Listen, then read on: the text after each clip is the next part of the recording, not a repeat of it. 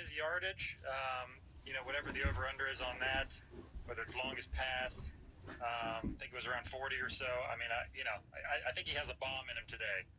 With the way Tyreek Hill played last time against the Bucks, and them trying to cover him in man coverage was pretty futile. So whatever they try, I do think there's at least one big play, whether it's Kelsey or Hill. We are going to be going over a bunch of the prop bets, the lines, the totals, everything today for the next 3 hours, but also get into the matchups as well here on ESPN Radio in our Super Pregame Show. And the fact that we are talking about Super Bowl 55 is pretty remarkable when you consider where the sports world was in the last 9 months. Think about what college football had to go through, right? Where it was a week-to-week basis. This game's canceled, that game's canceled. NFL got them all in, made sure they did. Yeah, there were some adjustments. But, Jeremy, you covered this league inside and out. How, I guess, surprised are you that we're here, and impressed are you that we made it? Don't ask me if I'm surprised. Ask the league office. They're surprised. Everybody's surprised. Team officials, GMs, coaches. I mean, they were expecting some missed games, or at least postponed to week 18. They had that open window between week 17 of the regular season and the playoffs. They figured, hey, we could sneak some games in. There's some moving parts. You saw what happened with the Tennessee Titans. They had a mini outbreak. Baltimore Ravens, mini outbreak. And it was looking ugly when they had to move games to, say, a Tuesday or Wednesday some weeks, but they battled through that. And everybody involved is a little shocked, to be honest. I think that they like that they set the model for the rest of the leagues, that this can get done. You can get through a full season in a pandemic. Tyler, to steal the betting lingo, is this an upset that we're here?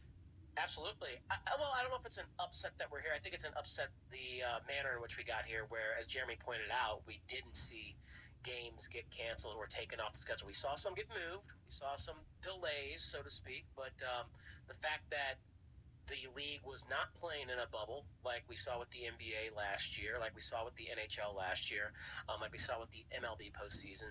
The fact that these teams, which are much bigger in terms of personnel as compared to the other leagues, you have the roster, the coaches, the support staff, all that, and by and large, they were able to, all those men and women were able to responsibly, work within the confines of, health and safety protocols and by and large make it happen and get us here to an on-schedule, on-time Super Bowl 55. And what more could the league ask for and the fans itself than to have Tom Brady and Patrick Mahomes end up being the the kind of showcase for the league to celebrate a championship? Quite a payoff for the year. Everyone going through this, and you get Tom Brady versus Patrick Mahomes here. And there have been some COVID issues. The Kansas City Chiefs, they have activated Demarcus Robinson off the reserve COVID-19 list for Super Bowl 55 today. Matt Schick, Tyler Fulgham, Jeremy Fowler here for the next 3 hours on ESPN Radio. So when you think Super Bowl, you think tradition, you think, whether it's the food, whether it's the gatherings. Obviously, Tyler, you've got your group. You're placing your bets. Is there anything tradition-wise that needs to take place on this day? Because I was hearing the reports, Chris Jones and company, Kansas City, they were very upset. Diana Rossini had the report. They didn't have Steve Spagnuolo's wife's meatballs that she makes the night before these big playoff games. They're very upset that this didn't happen. Is there anything that you have on a yearly basis? Well, that's information that's new to me, and it may make me change some of my wagers now. If the Kansas City Chiefs defense is not, mentally there because Coach Spag's wife's meatballs weren't served before this game, that may change some of my prop betting. That may change the way I attack the sides and the total as well. So that's something to consider there, because we know these men are creatures of habit. I'm not really much of a creature of habit when it comes to Super Bowl watching. I just like to get together with friends and family as safely as we can now in this given day and age. Of course, all the prior Super Bowls I was able to watch before that could have as many people crammed into one spot as we wanted to, and share glasses, and everyone can dig their fingers into the chip and salsa, and we don't have to worry about that. But exactly, double dipping. We're all friends and family here, no big deal. But now I guess that's a little bit more frowned upon and not necessarily the safest way to go about it. But nothing that was really for me needs to be a superstition or a tradition on Super Bowl Sunday. I have only been to one Super Bowl. Unfortunately for me, as a Rams fan at the time, growing up in St. Louis when the Rams were still in STL, I went to Super Bowl 36. down in New Orleans, which just so happened to be the first Super Bowl that Tom Brady ever won as a NFL player. And at that time, turn of the century, people thought the dynasty in the NFL was going to be this greatest show on turf offense: Kurt Warner, Marshall Faulk, Isaac Bruce, Torrey Holt, and I think they were 14-point favorites. Imagine that, 2 touchdown favorites in the Super Bowl. And here comes Tom Brady, Bill Belichick, Adam Vinatieri, and I was sitting 4 rows from the very, very top of the Superdome. Me and my dad had won the lottery for the St. Louis Rams season ticket holders to earn the right to purchase tickets to go to the Super Bowl. So we went down there to New Orleans when I was 15, 16 years old, and it was a quiet drive back. I may have shed a tear or two, but of course, that ended the greatest show on turf dynasty before it ever really started. And little did we know, the actual dynasty was just beginning there in Foxborough. So that's at least one memory I have of the Super Bowl. When I was there in person, it was an unfortunate outcome. And then, 20 years later, he beats my Rams again when they're in LA, when shut down Jared Goff and Sean McVay. So I respect Tom Brady. Those who've listened to me on game night know I don't like Tom Brady, and there's ample reason for that. So let's go Patrick Mahomes. Let's go Kansas City Chiefs. Knock Tom Brady down a peg or two, because I'll gladly anoint Patrick Mahomes my GOAT, because he hasn't given me heartbreak beating my Rams team in his life yet. 2 different cities. I mean, that's well done. Like, it doesn't matter. He found you, right? I don't care what city you're in. I'm going to beat your team. He's the boogeyman. Brady the boogeyman for me. John Wick style. He will follow you. Jerry, we got about 30 seconds. Super Bowl memory. Did you go to a game as a fan, as a kid, like Tyler, and go home and cry to your mom? Yeah, I can't top that. My first Super Bowl, funny enough, was last year. Long overdue. Wow. I was almost 39 years old going to my first Super Bowl, and it was great because it was outdoors, and you saw the halftime show, and you saw Mahomes airing it out. I'm trying to make some new memories this year. My son is 9. We're going to let him stay up, watch the whole thing, tear it up tonight with some pizza and some buffalo chicken dip. Very good. Oh, that's very good. That's the move. Buffalo chicken dip has got to be the most brought to the party side dish for a Super Bowl pie. That's my guess, at least. We'll have to power rank those later. By the way, it has no weakness. It's no vulnerability. It's the Aaron Donald of Super Bowl. Shows up every week. Dan Russini, by the way, here tweet was: Chris Jones and the Chiefs defense love to eat Maria Spagnuolo's homemade meatballs the night before the game. They did it in the entire postseason last year. Spags told me they didn't get them this year because of COVID protocols. As Russini puts the bow on the tweet: Brady versus Spags. I'm changing my pick now. Still a spicy meatball. It's Bucks by 2 touchdowns. Surprised the line has not moved yet. Okay, so I said, I certainly want to do this show, but we're not doing it without some trivia. So we will do some trivia throughout the show here. We will keep track. We will do this going into break about 4 or 5 times. So let's crank up the music here. You have any appropriate music here, Izzy or Connor? Is there some appropriate music here for trivia that you have here? This is called filibustering, to make sure we get to it. All right, it's coming. Here is, all right, very good, Jeopardy. Finally, here we go. All right, guys, no cheating. This is on the honor system. The answer comes up when we get to break. I know there were some trivia questions sent to you guys. I'm not going with those. Here we go. Your first question. Tom Brady has won 6 Super Bowls. Which player has won the second most Super Bowls? Which player has the second most Super Bowl wins? Honor system, we're watching you. Tyler, Jeremy, do not go to your computers. We'll have the answer of that coming up next as you continue to play along at home. Up next, more on the matchups. Outside of the quarterbacks, what's the matchup not getting enough attention? This is the Super Pregame Show on ESPN Radio. The countdown to Super Bowl 55 continues on the Super Pregame Show on ESPN Radio. Super Week 2021 on ESPN Radio. You take Tom Brady and put him on the Jacksonville Jaguars, all of a sudden, they win the division. Tom Brady is the greatest quarterback of all time for now. Every year Patrick Mahomes does not win the Super Bowl, it feels like a failure. The Buccaneers and Chiefs. Coverage begins with Keyshawn, J. Will, and Zubin at 6 Eastern and continues all day. Pick them every year from now until 2030. Super Week 2021 on ESPN Radio. It's time for some straight talk.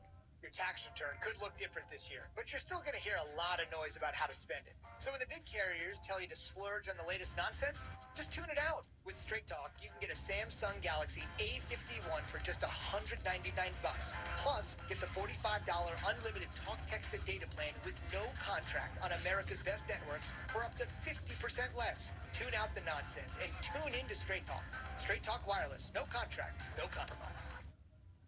If your favorite German club doesn't have a dance floor, or mixed and martial are your kind of arts, and you could watch 30 for 30s for days, What if I told you he wasn't the greatest? ESPN Plus exists because you do.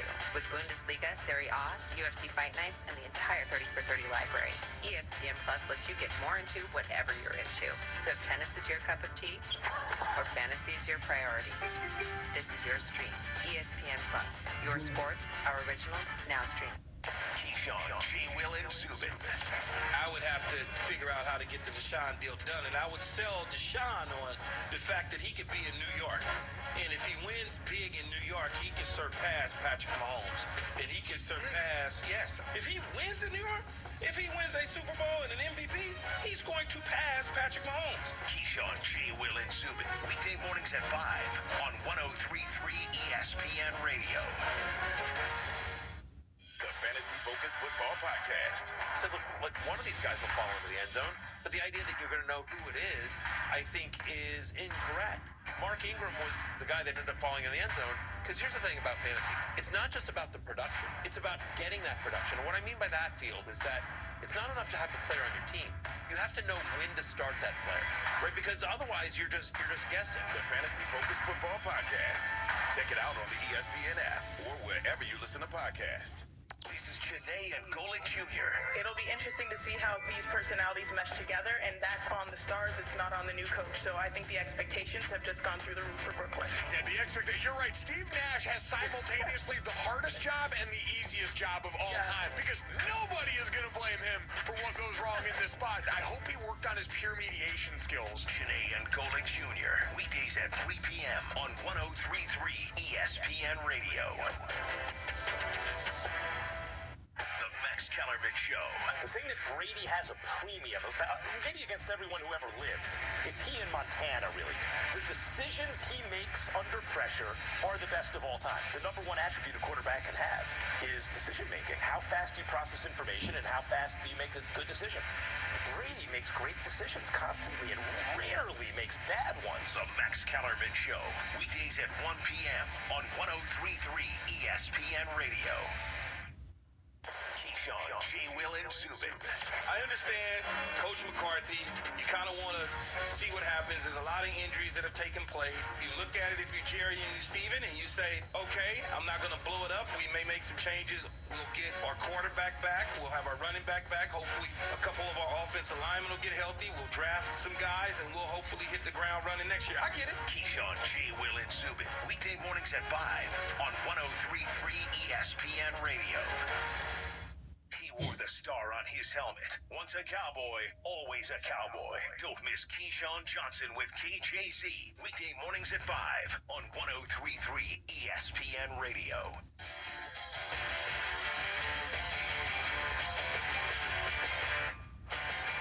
The countdown to Super Bowl 55 continues on the Super Pregame Show on ESPN Radio. All right, when we last spoke, Tom Brady has won 6 Super Bowls. Which player has the second most Super Bowl wins? Tyler, watching him on the Zoom, was very confident, shook his head in a huge nodding fashion. He's giving me the thumbs up. Jeremy has not looked at the Zoom yet, but I feel like he's confident as well. Okay, all right. Now, Connor, this one thing we didn't do is we do live workshopping on the air. We can't have one guy give the answer. Do we hold them up? Connor, what do we do here? How do we manufacture this contest without them saying them both on the air at the same time? This is tougher than I expected. I didn't think this one through enough. I guess we both give the answers and then we give the correct answer. Okay, all right. Let's give this a shot. Jeremy, do you know the answer? I'm gonna say, I know it's wrong. I'm gonna say Adam Vinatieri. Tyler. Okay.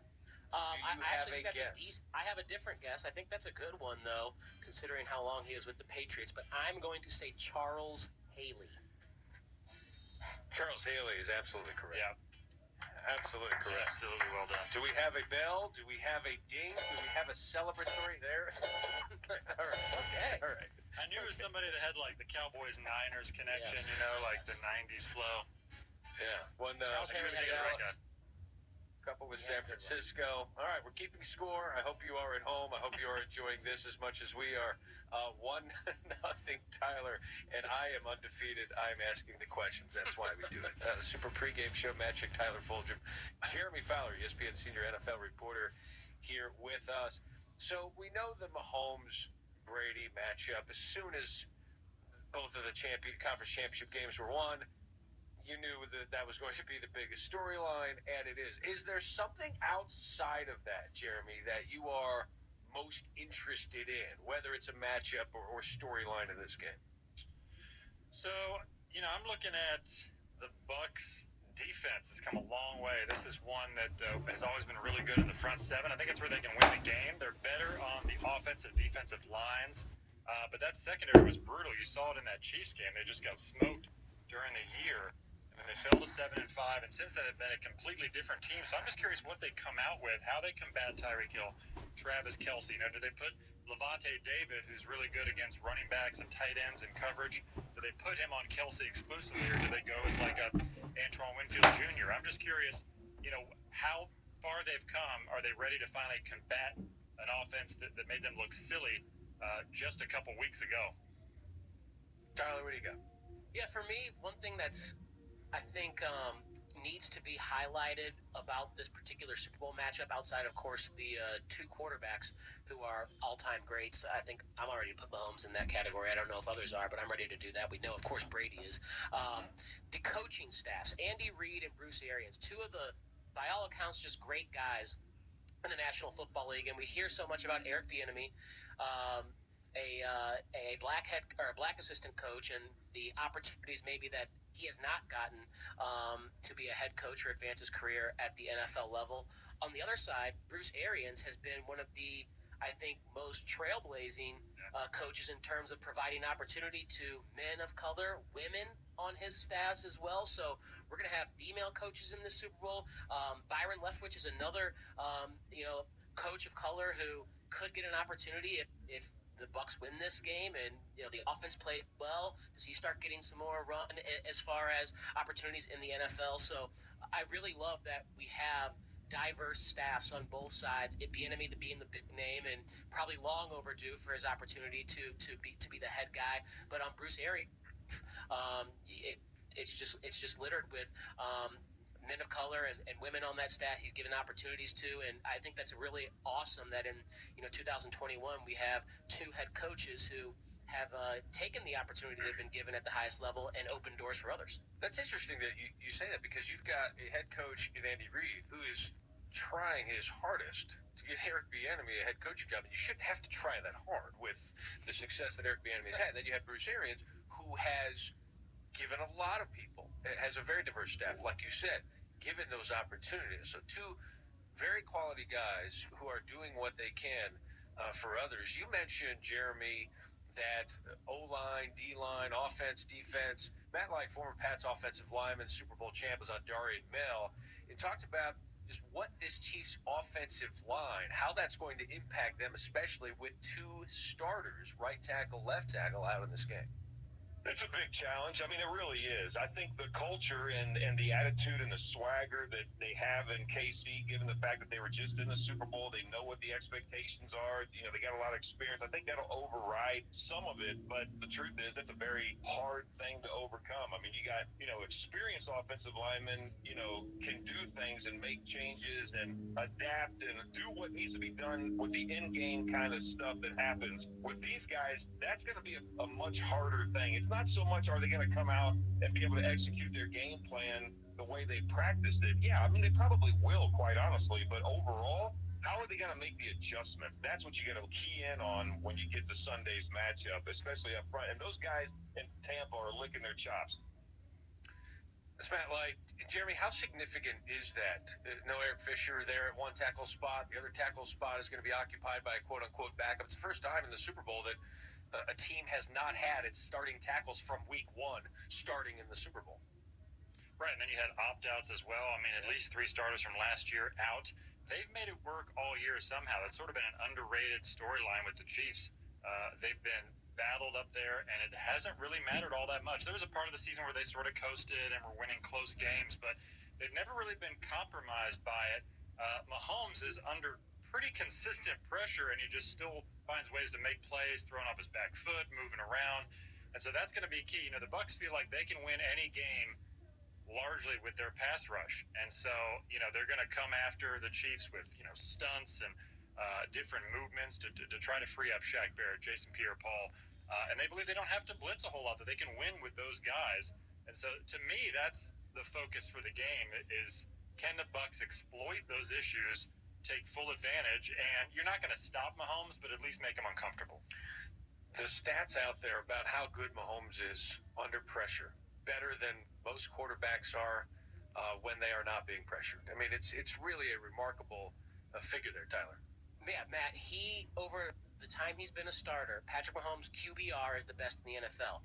The QB, or the quarterback with the second best QBR over that time in the NFL is Patrick Mahomes under pressure. When pressured, he's the second best quarterback in the NFL to himself, and then it's Drew Brees, Aaron Rodgers. So that's just how dynamic this dude is, and why I think he's going to take that GOAT mantle from Brady one day.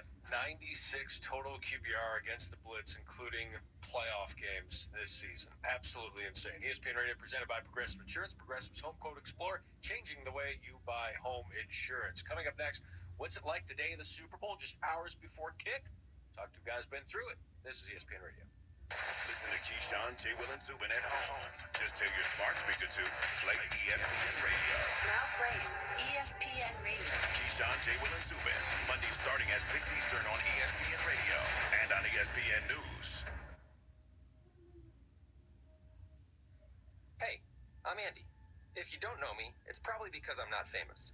But I did start a men's grooming company called Harry's. The idea for Harry's came out of a frustrating experience I had buying razor blades. Most brands were overpriced, overdesigned, and out of touch. At Harry's, our approach is simple. Here's our secret.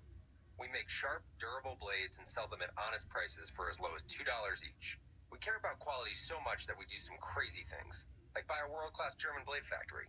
Obsessing over every detail means we're confident in offering a 100% quality guarantee. Millions of guys have already made the switch to Harry's, so thank you if you're one of them. And if you're not, we hope you give us a try with this special offer. Get a Harry's starter set with a 5-blade